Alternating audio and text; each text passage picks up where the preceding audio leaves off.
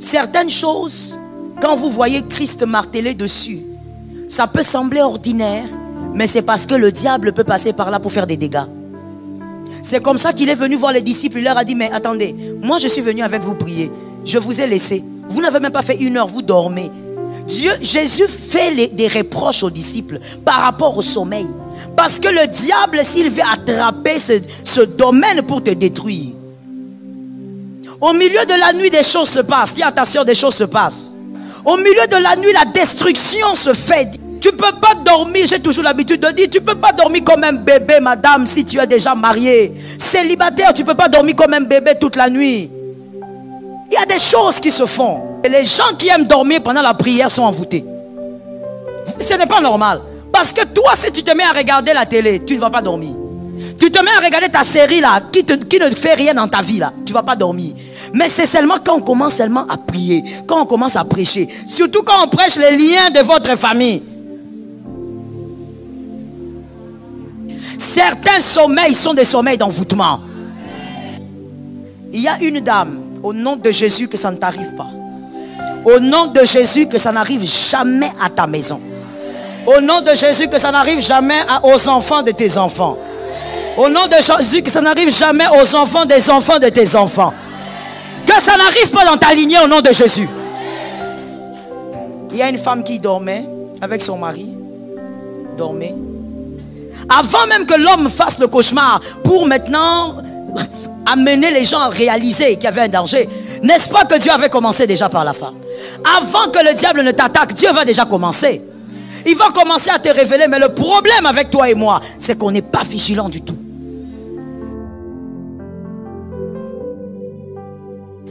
Deuxième attitude de Dieu pendant notre sommeil. Au milieu de la nuit. Souvent c'est au milieu de la nuit. Au milieu de la nuit. Comme même quand on a arrêté le Christ, c'était au milieu de la nuit. Au milieu de la nuit, vous constatez que vous avez une grande peur qui vous envahit. Vous n'avez pas reçu de mauvaises nouvelles. Vous n'avez pas entendu quelque chose de traumatisant. Mais vous sentez une très grande peur vous envahir. À l'occasion de rien du tout. Au milieu de la nuit. Soit une grande peur ou encore une très grande tristesse. Vous vous sentez très triste du coup. Vous vous réveillez au milieu de la nuit et vous vous sentez vraiment triste. Et vous ne comprenez pas pourquoi, parce qu'il n'y a pas de raison. Là, c'est un grand langage de Dieu. Un très grand, qui est en train de vous dire deux choses à retenir pour la vie et à écrire. La première chose, Christ est en train de vous dire, un deuil arrive. Et c'est inévitable. Quelqu'un d'important va tomber. Ou alors, Christ est en train de te dire, prie pour éviter ça. Mais en tout cas, il s'agit d'une mort. Une mort. Peut-être que pendant que Dieu t'a réveillé, dans le monde de ténèbres, on est déjà en train de ligoter une personne de ta famille, un membre de ta famille. On est déjà en train de condamner, on est déjà en train de dire, cette date ici, telle va mourir. Et on est en train de sceller avec des rituels. Dieu te réveille en même temps. Et quand tu te lèves, tu te sens très triste. Tu te poses même la question, pourquoi je me sens comme ça? Pourquoi j'ai mal comme ça? Parce qu'il y a quelque chose qui se passe ailleurs. Il y a une mort qui a été programmée. Que quelqu'un dise, cette mort programmée ne m'atteindra pas. Ce n'est pas seulement sur toi. Quand tu as dit ça là, c'est sur toute ta famille. Même les cousins que tu ne connais pas. Cette mort ne doit pas t'atteindre. Combien de fois, je sais que vous êtes là, même en distanciel, je sais qu'il y en a. Combien de fois vous avez senti, quand quelqu'un est mort, vous vous êtes dit, ah, je sentais ça. Plusieurs fois. Quelqu'un meurt, tu dis, ah, j'avais vu ça. Cette scène, je l'avais vue. Oui, c'est vrai. Ton esprit est au courant, mais ton âme n'est pas au courant. L'âme, c'est ce qui nous permet de dire, c'était en 1985. Ce sont les souvenirs. C'est au fait la conscience. C'est ça l'âme. Mais l'esprit très souvent est au courant des choses que l'âme ne connaît pas. Ce qui fait que tu peux dire, je sens que quelque chose va arriver. Tu sens, mais tu ne sais pas. Parce que ton esprit est informé, mais l'âme n'a pas d'information. L'âme n'a aucun nom. L'âme n'a aucune date. Donc ton âme dit, je ne sais pas. Mais l'esprit sent qu'il y a quelque chose de mauvais qui va arriver. Est-ce que quelqu'un m'entend? Et donc quand tu te sens comme ça au milieu de la nuit, commence à prier. Commence d'abord à chasser l'esprit de mort. Commence à déclarer que le pouvoir de mort ne doit pas agir sur toi. Est-ce que quelqu'un m'entend? Dis à ton frère, le pouvoir de mort ne doit pas agir sur ma vie. Il faut apprendre à confesser la vérité et la bonne chose, ok? C'est en confessant de la bouche qu'on parvient au salut. Dis à une voisine, à un voisin, le pouvoir de mort ne m'atteindra pas. Donc quand tu vois ces deux choses, tu dois être capable de comprendre que ta nuit n'est pas normale.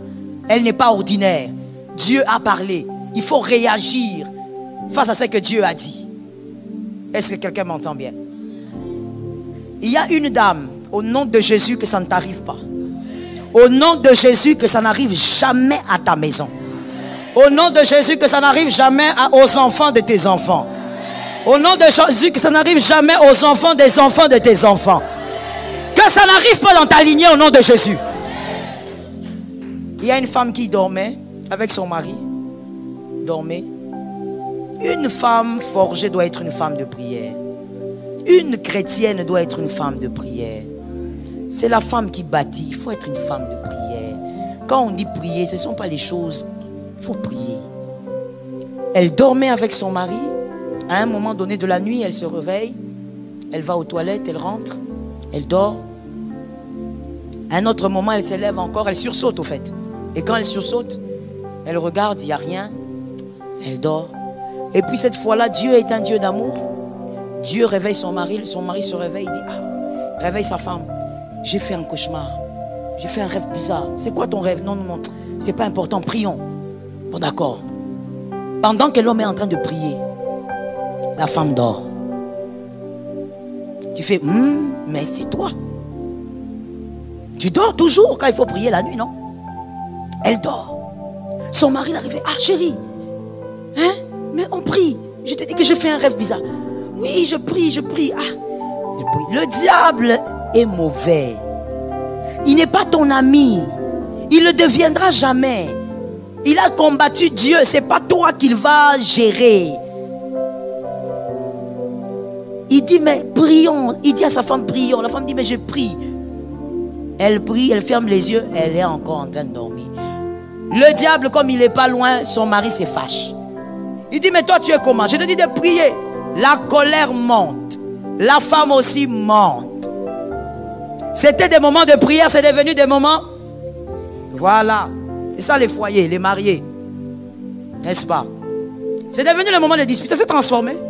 Dans une fraction de seconde, ils ont commencé à se disputer là comme ça. C'est devenu chaud. Non, mais pendant qu'ils sont en train de se disputer, je disais au nom de Jésus, ça n'arrivera pas. Non, cette histoire m'a fait froid au dos. Pendant qu'ils sont en train de se disputer dans la chambre, ils écoutent seulement la porte. Tout. Papa. Papa qui arrête là-bas, qui va ouvrir la porte. Il voit son fils aîné. Il va encore gueuler sur lui, le garçon de 12 ans. Quoi? Il dit, viens voir. Je veux masquer ça. Viens voir Niclette. Niclette, c'est la petite sœur du garçon. Papa qui dit, ah, va d'abord là-bas. Papa, viens voir. Papa va voir Niclette. Papa regarde Niclette, elle est raide. Papa soulève l'enfant qui elle avait, je crois, 4 ou 5 ans, si je me souviens bien. Papa lève sa fille. Il sent que sa fille, elle devient froide, elle respire presque pas. Il court maintenant dans la voiture. Maman aussi sort là-bas pour dire, oh, c'est quoi? Où est-ce que tu es? En fait, maman, elle suit papa pour continuer la dispute. Les mariés donnent un amen. Les mariés ne savent pas que c'est comme ça. C'est comme ça. Donc la femme, là, au lieu même de se calmer, non. Ça veut dire le diable, il aime passer par la femme. Comme depuis le début. Elle suit son mari. C'est pas pour savoir pourquoi l'enfant toquait. C'est pour aller continuer la dispute. Elle n'a pas fini. Elle n'a pas fini de vomir. Et quand elle suit le gars, elle voit son gars monter dans la voiture. Elle regarde, elle voit les pieds de sa fille.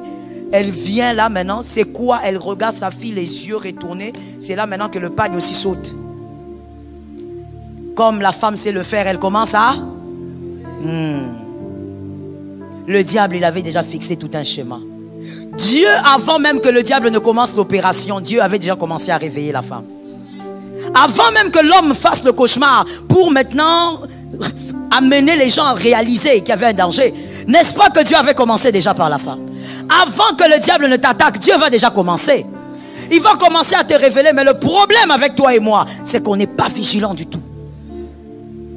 Ils sont allés à l'hôpital. Maman, je veux taire le nom de l'hôpital. Ils arrivent à l'hôpital. Ils descendent l'enfant. Ils amènent la civière. Ils regardent et disent, ah, vous nous avez amené un cadavre. Quand la dame là m'a appelé. Oh maman, moi je ne quitterai pas ici. Maman, viens, l'enfant va ressusciter. Je lui ai dit, tu sais que tu dis là? Sur ta tête. Arrière de moi, Satan.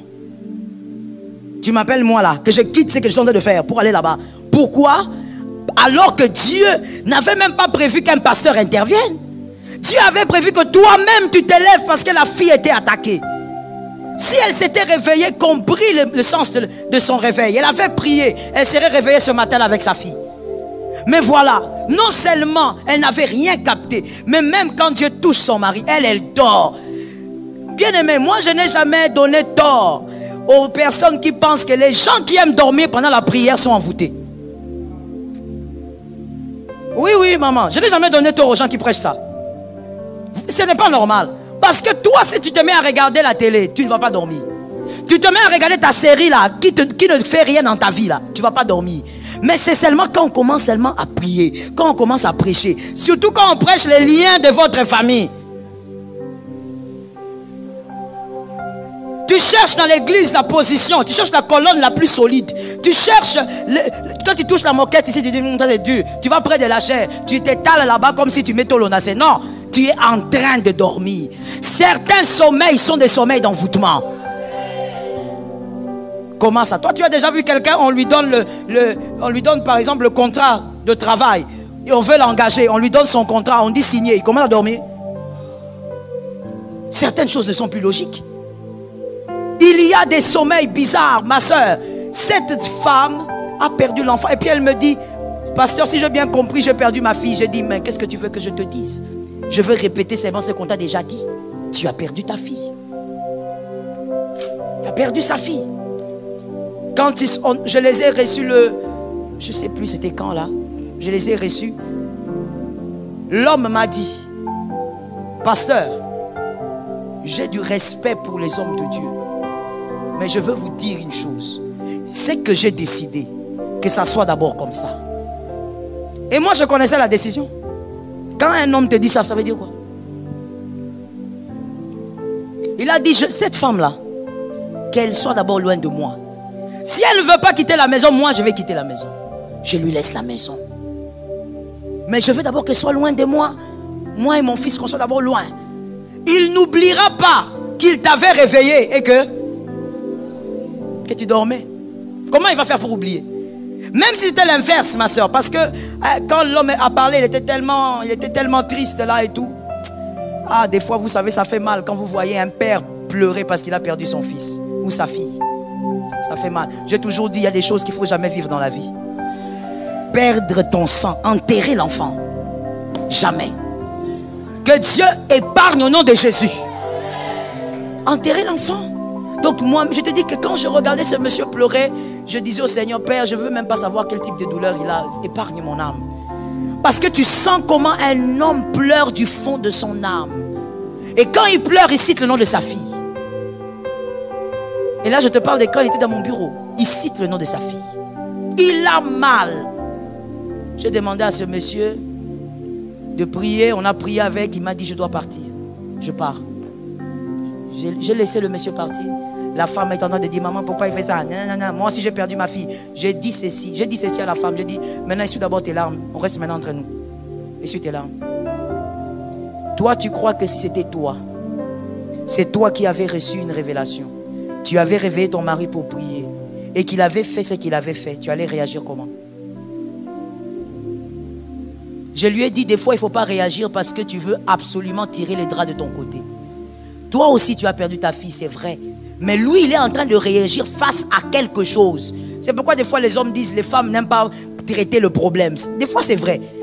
Le problème, ce n'est pas que l'enfant là n'est pas à toi. Le problème n'est pas celui-là. Le problème n'est pas le fait que vous deux, vous avez perdu l'enfant. Le problème est le fait que toi, quand on t'est réveillé, c'est ça le problème. Je lui ai dit, il faut un peu guérir de cette histoire-là. Où on dit aux femmes, les femmes ne savent pas voir le problème en face. Il faut regarder le problème en face. Tu as aussi perdu ta fille, mais lui parle de quelque chose. Et c'est un souvenir qui va commencer à revenir sans cesse. Elle était là comme ça. Maintenant, pendant que je te parle, hein, elle est toujours chez, je ne sais pas, sa tante ou qui. Elle est là-bas. L'homme, il est là, chez lui avec son fils. Il a tellement mal qu'il ne veut pas voir cette femme. Maintenant, tu as perdu l'enfant. Tu ne peux pas voir ton fils. Ton foyer, tu ne l'as pas. À cause de quoi? Le bango bien.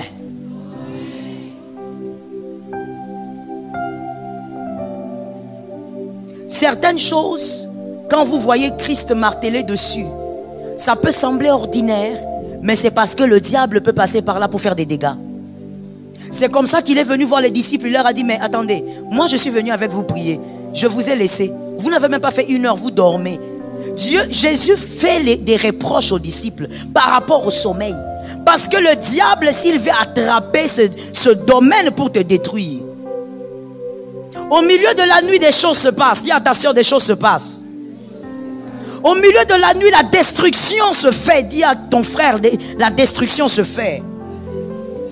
Tu ne peux pas dormir, j'ai toujours l'habitude de dire, tu ne peux pas dormir comme un bébé, madame, si tu es déjà marié. Célibataire, tu ne peux pas dormir comme un bébé toute la nuit. Il y a des choses qui se font. Par la grâce de Dieu, en mars, on aura ici 1 mois de prière. Tout un mois de prière, toute l'église. Et je vais enseigner, si Christ me prête vie, je vais enseigner sur le mystère de la nuit. La nuit, il y a des choses qui se passent. Toi, tu ne peux pas être là, tu es en train de ronfler. Tu te réveilles le matin, tu vois les retombées de ton ronflement. Tu commences à appeler tous les pasteurs de Kinshasa. Sois raisonnable. Quand Dieu t'envoie des signaux la nuit, comprends que l'heure est grave. Des fois même, écoute, quand tu as un sommeil facile, qui ont un sommeil facile ici? C'est-à-dire, tu dors facilement. Levez un peu la main, je vais vous parler. D'accord. Quand tu as un sommeil facile et que tu constates que cette nuit-là, tu n'es pas embêté par quelque chose, tu n'es pas dérangé par une situation, parce qu'une situation qui dérange peut aussi t'ôter le sommeil. Mais tu n'as pas tout ça. Mais tu constates que le sommeil ne vient pas. Alors que toi, tu as un sommeil facile. Prie. Dieu t'a privé de quelque chose de naturel pour que tu pries. Dieu t'a privé de quelque chose qui va te faire poser la question, pourquoi? Pour que tu pries. Est-ce que quelqu'un m'entend? Une prière pendant 30-40 minutes peut sauver la destinée de ton foyer. Ça tombe sur quelqu'un qui a entendu. Une prière de 40 minutes peut sauver la destinée de tes soeurs, de tes frères. Ça peut sauver la destinée de tes enfants. Oh my God, prie. Je veux finir par ce c'est pas un témoignage, c'est peut-être une histoire, ou c'est peut-être une histoire à la gloire de Dieu pour manifester la gloire et la grâce que Dieu fait aux hommes. Je t'ai déjà parlé de ça ici, je crois, un soir, une nuit. Je suis rentré à la maison, je pense à 22h et quelques, après un culte, les réceptions et tout ça. J'arrive à 22h passées. Je me débarbouille, je prends mon thé. Et comme le rituel de tous les soirs, je vais voir les enfants, chacun dans sa chambre. Je vais voir et je vais prier sur eux et tout. Alors je passe par le garçon d'abord. Il dormait évidemment, je prie. Et puis je passe. Je vais chez les filles, je prie. J'impose les mains, je sors. Quand je veux maintenant rentrer vers ma chambre, j'entends l'Esprit me dire, reste devant la porte de la chambre de ton fils. Reste là. Je reste là. Il me dit, prie. J'ai commencé à prier. J'attendais que, au fur et à mesure, parce que chacun avec le Seigneur a les signes qu'il reconnaît quand Dieu veut lui dire, ça suffit. Quand tu es quelqu'un qui prie, tu dois avoir tes signes. Quand tu sens ça, tu sens que Dieu veut te dire, c'est bon, tu as été exaucé. Alors j'attendais le signe. Je prie. Mais le signe ne vient pas. Je continue de prier. À un moment donné, j'ai senti mon esprit vouloir dire autre chose. J'ai suivi les mouvements de l'esprit. J'ai commencé maintenant à entrer dans les déclarations d'autorité. Parce que quand on dit des paroles d'autorité, on ne prie pas. La prière, on la fait à Dieu. Quand on dit je chasse les démons, ce n'est pas une prière. C'est une déclaration d'autorité. Je suis entré dans les déclarations d'autorité. Mon frère, ma soeur, j'ai carburé comme ça. Le Seigneur m'a amené comme ça, sans stop, jusqu'à 1h. 22h et quelques, jusqu'à 1h. Là, debout devant la porte. Et avec le Saint-Esprit, ce qui est agréable, c'est que quand il te donne de l'instruction, que tu commences à prier, c'est pas que tu pries, tu penses à la tante, tu penses à ton mari là-bas, non, tu es en prière, ton esprit est en prière. La fatigue part. Tu vas même t'oublier, tu vas oublier même que le corps est là. Tu parles, tu parles, tu parles. Et à un moment donné, j'ai senti une paix. J'ai dit Amen. Je suis passé, je suis entré dans ma chambre. Mon mari m'a demandé, tu as vu quoi? J'ai dit, j'ai rien vu. J'ai entendu seulement, on m'a dit, reste là et prie. Et pendant que je priais là aussi, je ne voyais rien. Dieu aussi m'avait rien dit d'autre. Quand je suis allé dormir, le même jour, après quelques temps, parce que moi j'ai un sommeil très difficile, je dormis à je ne sais pas quelle heure. Quand je me suis assoupi, le Seigneur m'a dit, regarde maintenant. Et je vois devant la porte de mon fils, je vois un être debout. Et Dieu me dit, je l'ai envoyé là, parce que le combat de ton fils, cette nuit-là, était grand. Mais mon fils est petit. Quel combat? Et Dieu étant un grand sauveur, il ne va pas aussi m'expliquer. Jusqu'aujourd'hui, il ne m'a pas aussi expliqué. Hein, quel combat, Jésus, pardon, quel combat? Non, c'est ça, non? Les mamans, non? Seigneur, quel combat? Vraiment, Seigneur, mon enfant.